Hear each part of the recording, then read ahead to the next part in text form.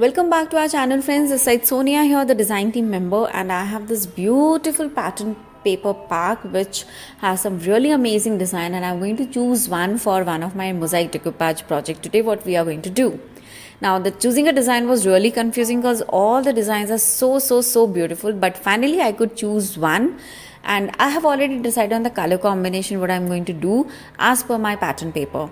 Now the pattern paper and the piece what I have, the wooden block piece is of size 6 by 6 inch, and yes, first I'm going to mark it with my pencil the center part of my paper, and then I'm going to make circles and cut it into smaller pieces.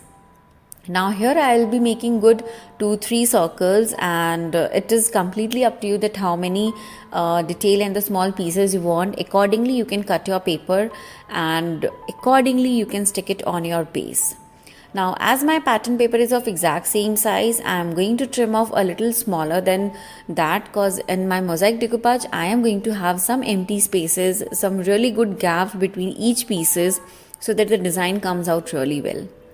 Now here with my pencil I am marking it completely, and yes, I am marking the lines on the back side of my pattern paper so that my front part is as it is. Now with a very good scissor I am going to cut it really well from all the sides, and then I am going to cut it into small pieces, and then I'll start sticking it.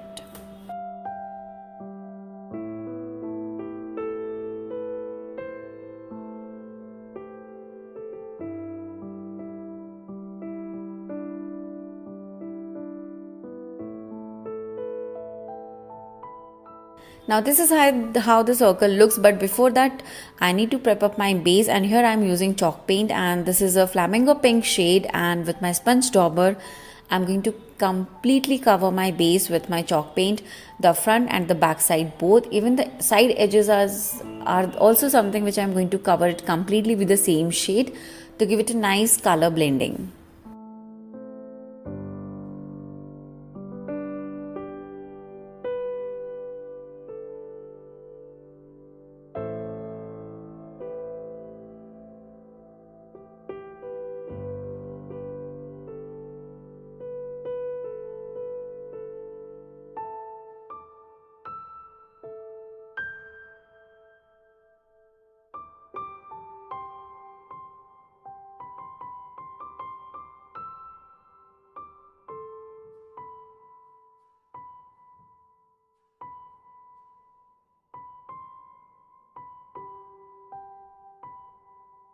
My base has dried out, and this is looking really nice, and now it's time to stick my mosaic papers, and for this I need to do a bit more of cutting work. So here I'm just cutting few pieces, and I'm going to add more as and when required. Now for sticking this I am going to use my Mod Podge, and this is a gloss finish Mod Podge, and with a flat paint brush I'm going to stick it really well on my base.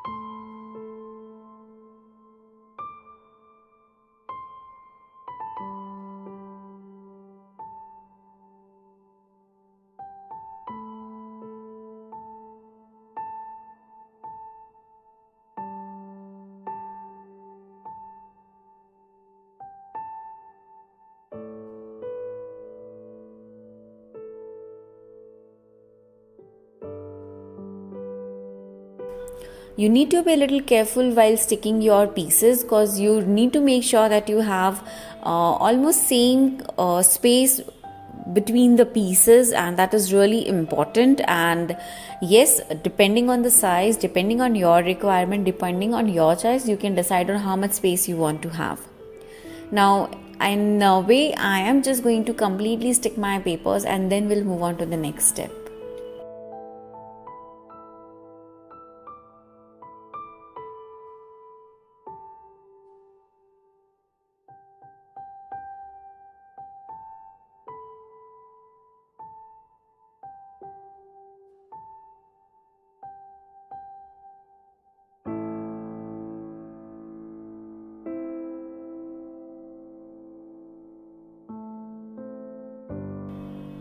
Now when I'm done with my sticking work, I'm going to cut the extra portion of papers with my scissor, and this is good to go for my next step. Now with my brush, I'm just adding a bit of more Mod Podge and just making sure that everything is sticked well. Now everything has dried out really well, and now it's time to first do my backing. And for the back side, I'm using my script stamp, and I'm using a Carvel permanent ink pad, so that even if I use any other mediums later on, it is not going to smudge, and it is going to give a nice cover up on the back side of my platter. Now before adding my 3D effect, the mosaic effect, I am going to give 2 coats of varnish to my project, and this is really important because I don't want to add a varnish after my mosaic work is done. So I'm just going to make sure that I apply good generous coat of varnish to my project.